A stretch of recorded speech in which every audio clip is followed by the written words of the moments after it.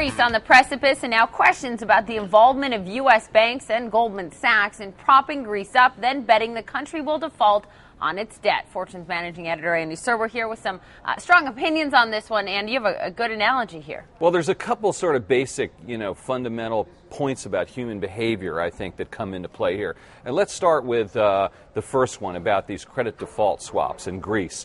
This is sort of betting that the country's debt will deteriorate. After having helped give Greece credit. That's right. Okay, so let me ask you a question, Poppy. If you bet $5 million that I would die, and then $10 million, and other people saw it $50 million, $100 million that I would die soon, do you think that would increase the likelihood of maybe someone taking out a contract on me? Or if I got in a car accident, maybe not calling the ambulance right away? I think so. I mean, it's a very perverse, twisted way of looking at things, but I think it's a kind of an apt analogy. Let's be clear here on 2 points. One, Goldman had no comment on this. Mm-hmm. And two, there is a stark difference between the letter of the law and the spirit of the law, and these swaps were legal.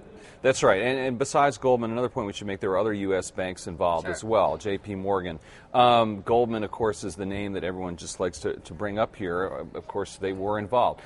But your point about letter and spirit of the law, I think, is another fundamental precept here we should talk about. And that is that, according to what I've read, it doesn't appear that the U.S. banks violated the letter of the law. In other words, the European Union had strict regulations about what would count as debt on these countries' balance sheets, and so these banks crafted securities that would circumvent that. Right, exactly. But the question is, does it violate the spirit of the law?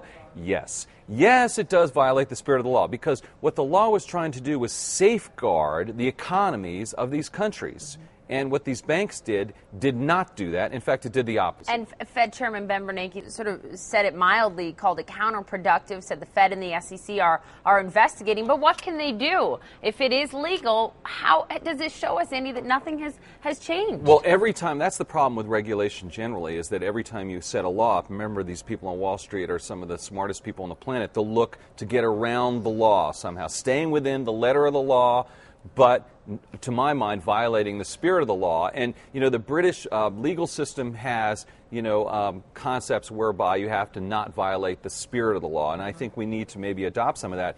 And another point about this spirit of the law, letter of the law thing, I mean, I'd like to ask some of these bankers, could they explain this to their 7-year-old? Well, Daddy did this and it's legal, but, it doesn't sound right. It doesn't sound good, and I think that's a real problem. But this also isn't the first time. I mean, look back just 6 months, a year ago, when there was so much reporting on what Goldman Sachs and other U.S. banks had done in terms of the housing market, putting their clients in one position for U.S. housing, and on the other side, on the prop desk, making their own bets that the U.S. housing market would deteriorate. It is the same move, but it's against the country. Right, exactly. And I think, we are starting to see real Goldman fatigue.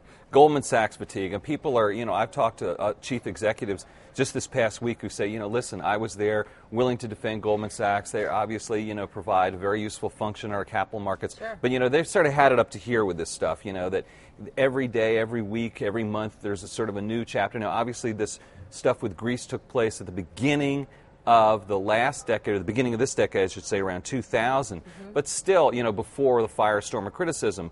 But still, it's just this pattern of behavior that, these institutions are out for themselves at the expense of customers. And let's remember, too, here, that it's not just big banks that are doing this. What's fascinating about the situation with Greece and the swaps is that you have all of these smaller funds that have profited hugely on this. They have invested in this as well. It's a lot of smaller institutions around the world also. Well, that's right. I mean, that's when we start talking about systematic risk, that, all these institutions from all around the globe are involved, as you say, and, there was one school of thought that, we're making the world safer by distributing risk. Actually, you're making the world more dangerous by spreading the risk around. I mean, that was another falsehood that we learned about during the recent financial meltdown.